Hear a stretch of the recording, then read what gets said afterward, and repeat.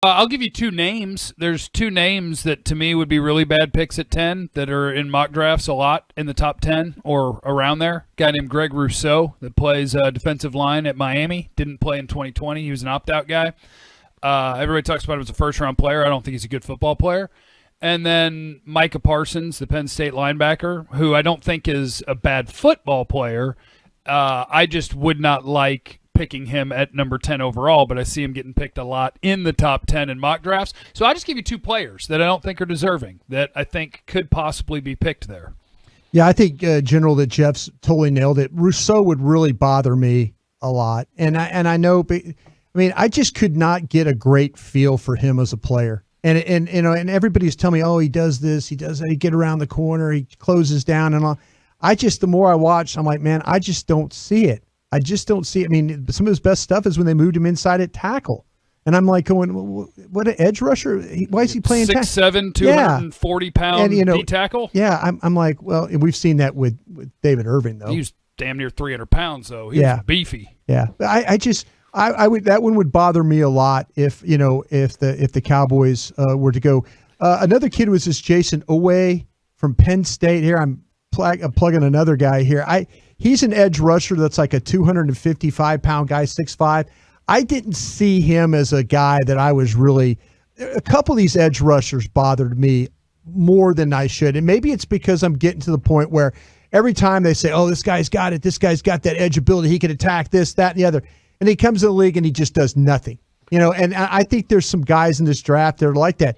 The kid Kwity Paye at Michigan, I not totally shot in the rear on him either, from the way he looks. Now, he runs like a son of a gun, but I worry a little bit about those Michigan guys. I mean, I'm not the whole thing with Taco, but I do feel like brutal. Yeah, I feel like that Jeff's kind of he's giving you the right names there. Well, when you say Rousseau, I'm like, well, why would they pick a guy with traits who's tall? And I'm like, well, they did take Taco, but you need guys who can play. You can't be speculating too much at 10 this time around. No. If you're going to go defense, it better be a guy with a very, very high floor, right?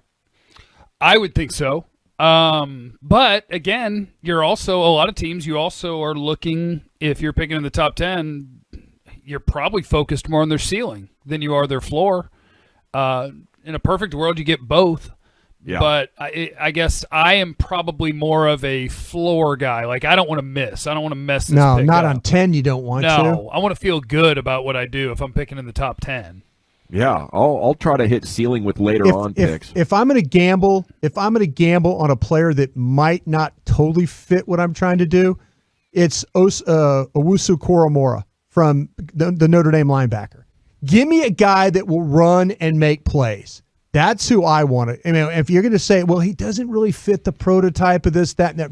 No, put his tape on. If you want to gamble on a guy at 10 that could make a ton of plays for you, run around, can play in coverage, never come off the field kind of guy, that's the kind of guy. I don't want to take a chance on a Rousseau where I'm like, I don't see it all the time. With Koromora, I see it all the time with a guy like that.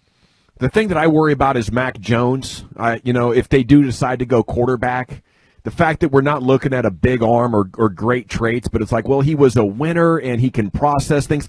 I just think you can get okay at quarterback in the free agent veteran market, for maybe $3 million, maybe $12 million as much. But if you want to go with another quarterback, like using a top 10 pick on a QB, I want to feel great about the chances that this guy's got a solid shot of being an all-pro player. Well, I'm about to piss you off then because I probably need the pick in the second round at 44 to go to Cincinnati if I can. I've got to get ahead of Philadelphia. It sounds like, I can't. If you want to take the risk out of this, if you really do, get to 6 to get one of the top 4 quarterbacks. We got to get to 5. I think. Oh. I think to make sure you get the guy you want. I do. Wow.